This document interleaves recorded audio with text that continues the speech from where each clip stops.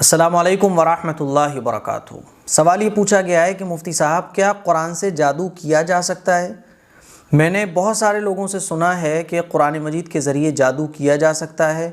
जो लोग कुरान करीम के ज़रिए इलाज करते हैं वो सब कुरान की तिलावत करके उल्टा जादू कर देते हैं और वो कुरान से जादू कर भी सकते हैं किसी के ऊपर।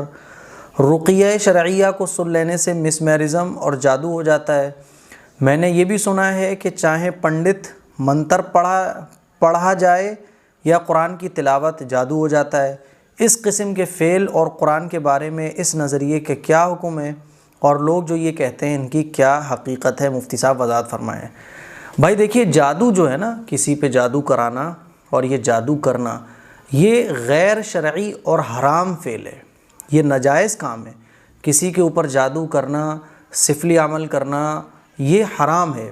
जादू करना नाजायज़ है, हराम है, गुनाह है। तो कुरान करीम के ज़रिए कोई भी हराम काम नहीं हो सकता है। बात समझ आ रही है?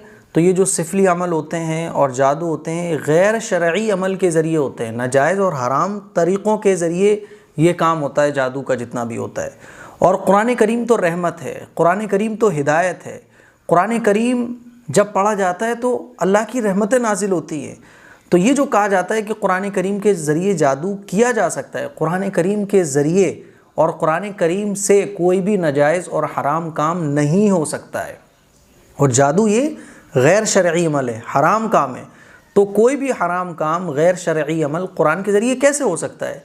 इसीलिए बहुत सारे लोगों में ये बात मशहूर है और आवाम में ये बात मशहूर है कि कुरान के ज़रिए जादू हो जाता है। ऐसा नहीं है। कुरान करीम के ज़रिए कोई भी नाजायज़ काम नहीं हो सकता है।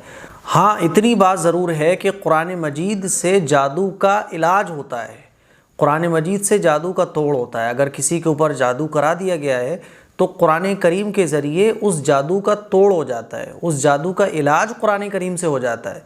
लेकिन कुरान से किसी के ऊपर जादू नहीं हो सकता है। बात समझ आ रही है? किसी के ऊपर अगर जादू हो गया है तो वो कुरान मजीद की सूरतें पढ़े, कुरान मजीद की तिलावत करे। सूरह बकरा है, चारों कुल है, आयतुल कुर्सी है। ये सूरतें ऐसी हैं कि जिनसे अगर किसी के ऊपर जादू हो जाता है तो इन सूरतों को पढ़कर उस जादू को ख़त्म किया जा सकता है। तो कुरान करीम से जादू को ख़त्म किया जा सकता है, जादू का इलाज हो सकता है और कुरान करीम से जादू का ख़ात्मा हो जाता है। लेकिन किसी के ऊपर जादू हो जाए, ऐसा नहीं होता है। कुरान करीम हिदायत है, कुरान करीम रहमत है, कुरान करीम बरकत है। कुरान करीम अल्लाह से बंदे का ताल्लुक़ मज़बूत करने का ज़रिया है। जब हम कुरान पढ़ते हैं तो अल्लाह से पढ़ने वाला बात कर रहा होता है और कुरान करीम तो अल्लाह के करीब करता है। कुरान करीम तो जन्नत में दाखिल कराता है। इसीलिए आपने जितनी भी बातें ये सुनी है कुरान के बारे में, ये बिल्कुल गलत बातें हैं। कुरान करीम के ज़रिए किसी को नुकसान नहीं पहुंचाया जा सकता है। कुरान करीम के ज़रिए किसी के ऊपर जादू नहीं किया जा सकता है और कोई भी गैर शरई और हराम काम कुरान करीम के ज़रिए नहीं हो सकता है। ठीक है ना? मुझे उम्मीद है ये मसला आपके क्लियर हो गया होगा। इसको शेयर करें ताकि ये गलत फहमी हमारे माशरे से ख़त्म हो और लोगों को सही इल्म हासिल हो सके और सही बात पता चल सके। अस्सलामु अलैकुम वरहमतुल्लाहि वबरकातुहू।